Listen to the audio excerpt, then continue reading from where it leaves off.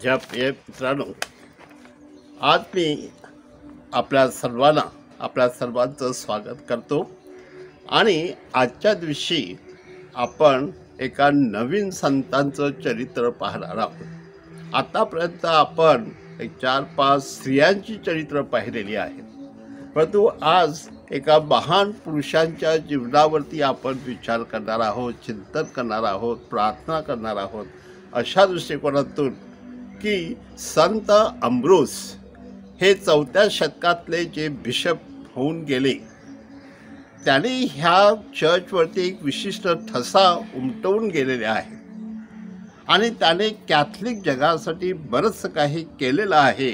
आणि म्हणून हे संत जे अत्यंत विद्वान होते आणि त्याबरोबरच कामामध्ये एवढे कुशल होते आणि त्यांच्या जीवनामध्ये सुद्धा प्रेम, माया आणि आपलेपणा होता, नम्रपणा होता आणि त्यामुळे ते एक प्रभावी बिशप बनले। आणि माझ्या प्रिय मित्रांनो, इसवी सन 338 साली त्याचा जन्म झाला होता आणि ते बुद्धीने हुशार असल्या कारणाने आणि त्यांचं चांगलं शिक्षण असल्या कारणाने ते हळूहळू गव्हर्नर पदावरती पोचले होते आणि त्यांच्या राजाने त्याला मिलानचे गव्हर्नर म्हणून बनवलं होतं। आणि त्यामुळे त्या लोकांना सगळ्यांना एकत्र करणं, आपल्या देशाविषयीचं प्रेम निर्माण करणं, आपल्या राज्यावर प्रेम करायला शिकवणं, ह्या सगळ्या गोष्टी अम्ब्रोसच्या जीवनामध्ये घडत होत्या। पण एक दिवस मिलान इथे 2 गटामध्ये एक संघर्ष निर्माण झाला आणि माझ्या प्रिय मित्रांनो, त्याच काळामध्ये त्यांचे जे मिलानचे बिशप होते ते एरियन पंथाचे बिशप होते, पण ते मरण पावले। आता बिशप मरण पावल्यानंतर पुढचे बिशप कोण हा वाद लोकांमध्ये निर्माण झाला आणि त्याच काळामध्ये एरियन नावाची एक जणू काय एक हेरेसी ज्याला आपण म्हणतो किंवा वितंडवाद निर्माण झाला आणि त्याने आपल्या ख्रिस्ती धर्माविषयीचे वेगळंच मत तयार केलं होतं। त्यामुळे आता लोक विचार करत होते की मिलानचे धर्मगुरू बिशप हे कॅथलिक असावेत की एरियन असावे। आणि अगोदरचं जे बिशप होते ते एरियन असल्या कारणाने लोकांना वाटत होतं की कदाचित आता कॅथलिक बिशप होतील, परंतु त्यामध्ये वाद निर्माण झाल्या कारणाने थोडासा संघर्ष आला आणि लोकांमध्ये फूट पडली। आणि अशा वेळेला अम्ब्रोस जे गव्हर्नर होते त्यांनी लोकांना एकत्र केलं आणि सांगितलं की आपण ह्यातून काहीतरी मार्ग काढूया। आणि त्याने एक चांगलं मोठं एक भाषण केलं आणि त्या भाषणातून त्यांना सांगितलं की तुम्ही सगळे ख्रिस्ती आहात, तर ख्रिस्ती ह्या नात्याने ख्रिस्ताशी आपण एकजीव असावे म्हणून आपण प्रयत्न केले पाहिजेत। आणि त्याने खूप चांगलं एक धार्मिक, आध्यात्मिक अशा प्रकारे एक चांगलं भाषण दिलं। आणि ते बोलत असताना त्यातच एक विचार त्यांनी समोर ठेवला की आता बिशप कोण। आणि त्याच वेळेला एक लहान मुलगा ओरडला, अम्ब्रोस बिशप, अम्ब्रोस बिशप। तर लोकांनी ते ऐकलं आणि काही प्रौढांना सुद्धा वाटलं की अम्ब्रोस बिशप झाले तर कदाचित चांगले आहे, दोन्ही लोकांना आवडेल आणि दोन्ही लोक त्याचं स्वागत करतील। पण माझ्या प्रिय मित्रांनो, त्याच वेळेला सगळ्या लोकांनी देखील तेच मत प्रकट केलं की अम्ब्रोसच बिशप असावे। पण अम्ब्रोस बिशप होण्यामध्ये अडचण होती, कारण अम्ब्रोस धर्मगुरू नव्हते, अम्ब्रोस कॅथलिक सुद्धा झालेले नव्हते। तर एक प्रापंचिक साधा माणूस आणि तो सुद्धा अख्रिस्ती, मग त्याला बिशप कसं बनवायचं। परंतु सगळ्या लोकांना वाटत होतं की अम्ब्रोसच बिशप व्हावे, कारण ते बुद्धीने हुशार आहेत, कार्यामध्ये ते अत्यंत कुशल आहेत त्यानंतर आपण पाहतो की त्यांच्या बोलण्यातून साधेपणा, नम्रपणा आणि लोकांना एकत्र करण्याचा मनमिळाऊपणा ह्या सगळ्या गोष्टी असल्याकारणाने त्यांना वाटत होतं अम्ब्रोसच बिशप. मग हे प्रकरण राजा वेलेरियानुस ह्याच्याकडे गेलं आणि राजाने सांगितलं की आता अम्ब्रोसच बिशप होणार. आणि अम्ब्रोसला बिशप करणारे तो अगदी निसटला, कारण त्याला बिशप व्हायचं नव्हतं आणि तो जाऊन कुठेतरी लपला आणि तो बाहेरच येत नाही. आणि बरेच दिवस झाले. त्यावेळेला राजाने त्याच्या देशामध्ये एक दिवंडी पेटवली की जो मनुष्य ह्याला लपून ठेवील त्याचा शिरच्छेद केला जाईल. आणि राजाचं हे वचन सगळ्या देशात पसरलं. त्यावेळेला अम्ब्रोस घाबरला आणि अम्ब्रोस स्वतःहून बाहेर आला आणि सांगितलं, तुमची इच्छा असेल तर मी होऊ शकतो, परंतु मी ख्रिस्ती नाही, मी धर्मगुरू नाही, मी बिशप कसं होऊ शकतो. मग त्यावेळेला त्यांनी एकत्र येऊन विचार केला आणि राजाने सांगितलं, ह्याचे सगळे विधी आपण 8 दिवसामध्ये आटोपून घ्यायचे आहेत. त्याला बाप्तिस्मा द्यायचा, त्याला दृढीकरण द्यायचं, त्याच्या जीवनामध्ये जे काही संस्कार लागतील ते द्यायचे, त्याला शिक्षण द्यायचं आणि त्याला गुरुदीक्षा द्यायची. मग हे सगळं 8 दिवसात कसं होणार. पण तरीसुद्धा त्यांनी प्रयत्न करून 8 दिवसामध्ये त्याला सगळे विधी दिले आणि अम्ब्रोसला बिशप करून आणि अम्ब्रोसने ते स्वीकारलं. आता ह्यानंतर महत्त्वाचं काय की नुसतंच एक जनरल ॲडमिनिस्ट्रेशन ज्याला आपण म्हणतो किंवा केवळ ह्या धर्मप्रांताची जी कामगिरी आहे ती कामगिरी करणं तर तेवढं सोपं असेल, परंतु त्यासाठी माणूस कसा जातीचा पाहिजे ह्या दृष्टिकोनातून अम्ब्रोसने स्वतः पाहिलं. आणि नंतर अम्ब्रोसने बायबल शिकायला सुरुवात केली, धर्मशिक्षण घ्यायला सुरुवात केली. बायबलचे आणि धर्माचे जे निराळे सिद्धांत आहेत ते तो शिकू लागला आणि त्यामुळे जवळजवळ 1 वर्षभरामध्ये तो इतका, कारण त्याने स्वतः प्रयत्न केल्यामुळे आणि त्यांच्या गुरुने देखील त्याला चांगल्या प्रकारे शिकवल्यामुळे अम्ब्रोस ह्या क्षेत्रामध्ये तरबेज झाला. आणि माझ्या प्रिय बंधूंनो, अम्ब्रोस पुढे बिशप झाल्यानंतर बऱ्याचशा गोष्टी त्यांच्या जीवनात दिसून आल्या. एक म्हणजे त्याचं वक्तृत्व फार उत्कृष्ट होतं, दुसऱ्या बाजूला त्याचं नेतृत्व देखील त्याला तोड नव्हती. आणि विशेषतः जे लोक वितंडवाद घालत होते त्या लोकांशी त्याने चर्चा केली आणि जेव्हा अम्ब्रोसला वाटलं की ते लोक ऐकत नाही तेव्हा अम्ब्रोसने ठाम भूमिका घेतली की नाही, हे असंच आहे. आणि त्यामुळे जे एरियल लोकांना सुद्धा वाटत होतं की अम्ब्रोस बिशप व्हावे, त्याच एरियल लोकांविरुद्ध त्याने सांगितलं की ख्रिस्ती धर्म हा असाच आहे, असंच झालं पाहिजे. आणि ह्या त्याच्या भूमिकेमुळे काही एरियल लोक हे नाराज झाले आणि नंतर त्यांनी सुद्धा प्रयत्न करून अम्ब्रोसवरती निरनिराळ्या प्रकारे आरोप करायला सुरुवात केली. माझ्या प्रिय मित्रांनो, आता अम्ब्रोस हा एका रोमन अधिकाऱ्याचा सुपुत्र होता, परंतु त्या लोकांनी ठरवलं की अम्ब्रोस हा जरी अधिकारी असला तर देखील आपण काहीतरी करू शकतो आणि त्याला त्या पदावरून हटवायचं आणि बाहेर काढायचं, असं एरियल लोकांनी विचार केला होता. आणि माझ्या प्रिय मित्रांनो, ह्याच वेळेला अम्ब्रोसशी एक देवदूत बोलत आहे असं एका बंडखोर माणसाने पाहिलं आणि नंतर त्याचाच परिणाम त्याच्या जीवनावर झाला आणि त्याचं परिवर्तन झालं आणि तो नंतर कॅथलिक झाला. हे त्याच्या जीवनामध्ये एक महत्त्वाची घटना घडलेली आपण पाहतो. दुसरी गोष्ट की हा रोमन राजा वेलेरियानुस हे मेल्यानंतर त्याची पत्नी गादीवर आली आणि ती बरीचशी काही हक्क गाजवू लागली आणि तिने देखील अम्ब्रोसच्या विरुद्ध काही कारवाई करायला सुरुवात केली. नंतर एक दिवस तिने अम्ब्रोसला बोलावलं आणि सांगितलं की असं असं आहे आणि तू राणीचं ऐकलं पाहिजे. तर अमृतने तिच्याकडे दुर्लक्ष केलं. तो काही गेला नाही तिच्याकडे आणि सांगितलं की तू देशाची राणी आहेस, तू चर्चची किंवा देवाची राणी नाहीस. त्यामुळे तुझं काम तू कर, चर्चचं काम आम्ही करणार, देवाचं काय असेल तर देव आम्हाला सांगणार, आम्ही ते करू. आणि त्यावेळेला ही राणी अगदी चूप बसली. पण तिने असा विचार केला की आपण गुपचूपपणे अमृतला पकडायचं आणि किडनॅप करायचं आणि ते एकटा आणून त्याला नंतर त्याच्याकडून काही गोष्टी करून घ्यायच्या, नाही तर त्याला बंद खोलीत टाळून टाकायचं.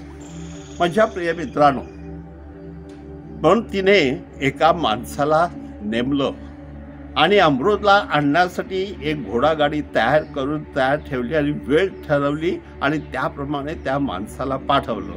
आणि म्हणे अमृत बाहेर आला की त्याला त्या गाडीमध्ये घ्या आणि माझ्याकडे आणा. ह्या प्रसंगामध्ये असं घडलं की जेव्हा ती गाडी तिथे पोचली आणि तयार होती आणि त्याच वेळा अमृत घरातून बाहेर आले, पण अमृतच्या बरोबर आणखी 100 लोक बाहेर आले आणि त्यामुळे त्यांचा जो डाव होता तो फसला. म्हणजे अमृतला ते काही किडनॅप करू शकले नाहीत, पुढे नेऊ शकले नाहीत आणि त्यामुळे अमृतच्या जीवनामध्ये एक नवीन विचित्र गोष्ट घडू शकली नाही. माझ्या प्रिय मित्रांनो, ह्यानंतर असं काय झालं की ह्या अमृतचा एरियन लोकांनी खून करायचा ठरवला आणि म्हणून त्याला ठार मारायचं असं एरियन लोकांनी ठरवलं. आणि त्यासाठी त्याने एक माणूस तयार केला आणि त्या माणसाने सुद्धा आपला सुरा घेतला आणि तो गेला गुपचूपपणे. आणि त्यावेळेला अमृत स्वतः अभ्यास करत होते. हा त्याच्या रूममध्ये शिरला आणि त्याने अमृतला मारण्यासाठी एक सुरा असा उगारला. पण आश्चर्याची गोष्ट काय की जेव्हा त्याने सुरा उगारला त्यावेळेला त्याचा हात असाच्या असा कठीण राहिला, म्हणजे तो वाकू शकला नाही आणि त्याचा हात खूप दुखायला लागला आणि त्यानंतर तो सुरा पडला, परंतु त्याचा हात मात्र कडकच राहिला.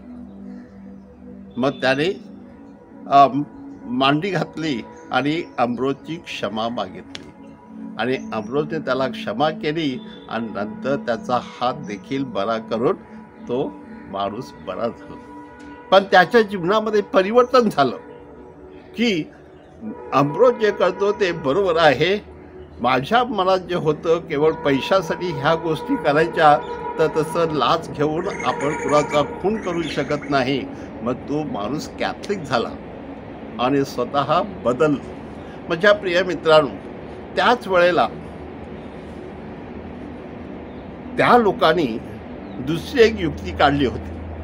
ती म्हणजेच एका जादूगाराला त्याने बोलावलं आणि सांगितलं की तू काहीतरी कर, पण तू अमृतवरती जादू करायची आणि त्याला भूताने पछाडलं पाहिजे, अशा गोष्टी तू कर.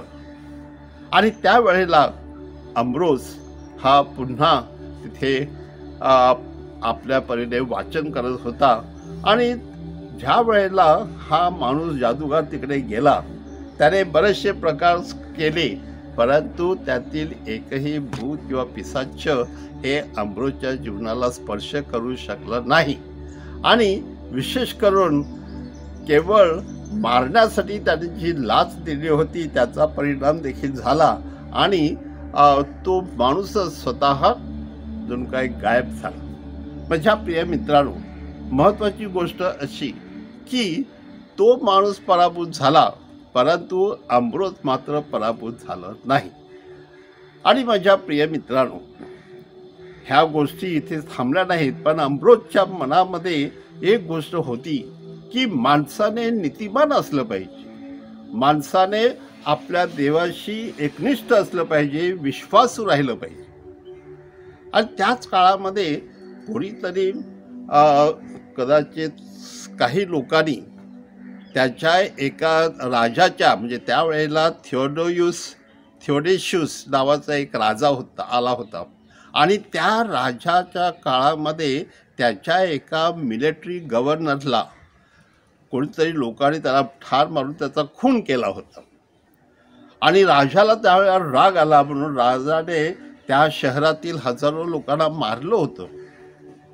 आणि हे अम्ब्रोजला माहिती होतं, आणि म्हणून अम्ब्रोजने ठरवलं होतं की हा माणूस आपल्या जवळ येता कामा नये. एक दिवस ह्या थिओडेशियसला एका शहरातल्या चर्चमध्ये जाऊन व्हिजिट करायची होती, आणि तो त्याप्रमाणे त्याने अम्ब्रोजला कळवलं की मी येत आहे. अम्ब्रोज देखील आपल्या बिशपांच्या युनिफॉर्ममध्ये जाऊन तिथे खाली थांबले. आणि जेव्हा राजा थिओडेशियस हा आला त्यावेळेला त्याने विचार केला की आपण देवळात प्रवेश करायचा. परंतु अम्ब्रोजने त्याला सांगितलं की तुम्ही देवळात प्रवेश करू शकत नाही. तर तो सांगतो मी राजा आहे. तुम्ही राजे असले तर देखील तुम्ही देवाचे राजे नाही, देवाच्या घरामध्ये प्रवेश करण्यासाठी तुम्हाला परवानगी नाही. तर म्हणे का? कारण तुम्ही अनैतिक गोष्टी केलेल्या आहेत आणि हजारो लोकांचे जीव घेतलेले आहेत, त्याला ठार मारलेला आहे. मग तो सांगतो की मग तुम्ही दावीद राजा त्याने कसं काही गोष्टी केल्या.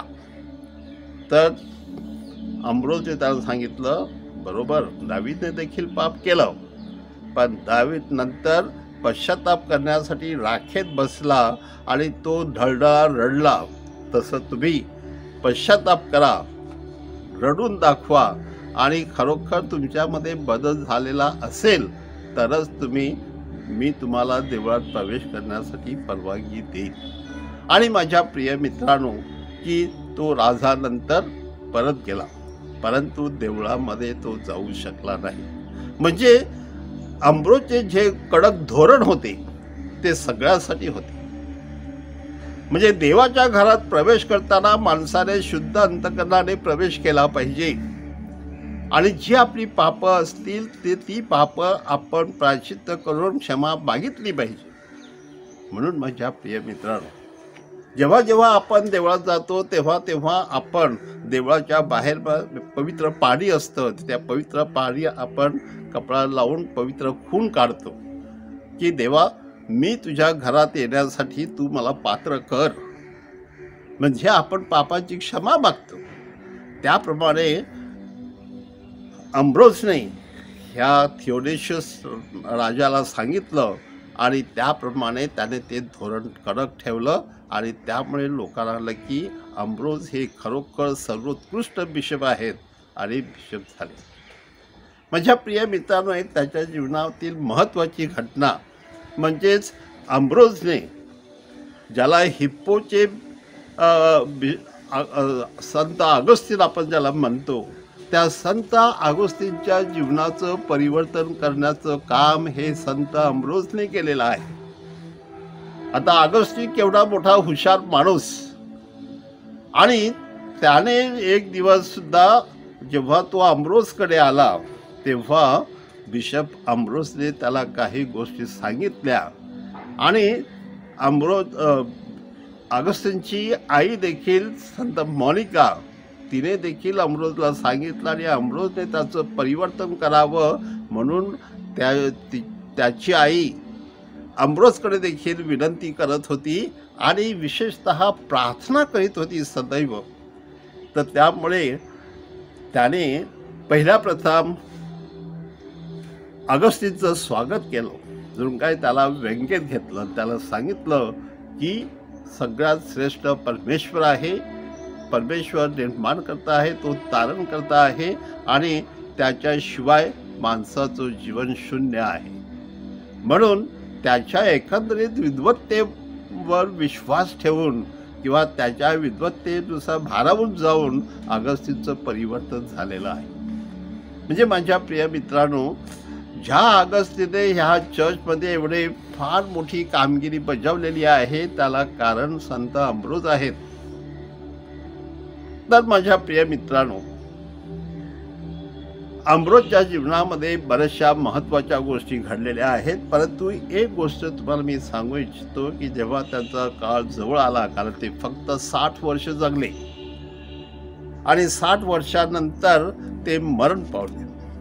पण मरणा अगोदर जणू काही मरण त्याला सांगून आलं होतं, कारण त्याने एक दिवस तो आजारी होता, त्यावेळेला त्याचे एक मित्र म्हणजे वर्सालीचे जे बिशप होते ते तिथे त्या रात्री तिथे वस्तीला आले होते आणि त्यांनी पाहिलं की अम्ब्रोजची तब्येत काही ठीक दिसत नाही आणि अम्ब्रोज जणू काही क्षण मोजत आहे असं त्याला वाटू लागलं. तेव्हा त्या बिशपाने अम्ब्रोजला शेवटचा संस्कार दिला आणि त्याच्या ज्याला आपण म्हणतो कुंसार किंवा प्रायश्चित्त ऐकून त्याने अम्ब्रोजला त्याच्या पापाची क्षमा केली आणि त्यावेळेनंतर अम्ब्रोजने आपला जीव सुखाने सोडून परमेश्वराच्या हाती सोपवला. अशा प्रकारे अम्ब्रोजच्या जीवनाचा अंत झालेला आहे असं आपल्याला ख्रिस्त सभा सांगते आणि त्याच्या जीवनचरित्रामध्ये ह्या सगळ्या गोष्टी आपल्याला प्रामुख्याने दिसतात. परंतु अम्ब्रोजचं जीवनचरित्र तुम्ही काही 10 मिनिटांमध्ये कुणी लोकांना सांगू शकत नाही. ते खूप मोठं अजब आहे. परंतु एक प्रभावी, विचारवंत आणि तितकाच पवित्र आणि त्याचप्रमाणे कार्यामध्ये कुशल असलेला आणि लोकांना मनमिळाऊपणे आपलं करून घेणारा आणि ख्रिस्ती श्रद्धेचा प्रसार करणारा हा एक महान संत होता आणि आहे. परमेश्वराकडे त्याच्याबद्दल आपण आभार मानूया.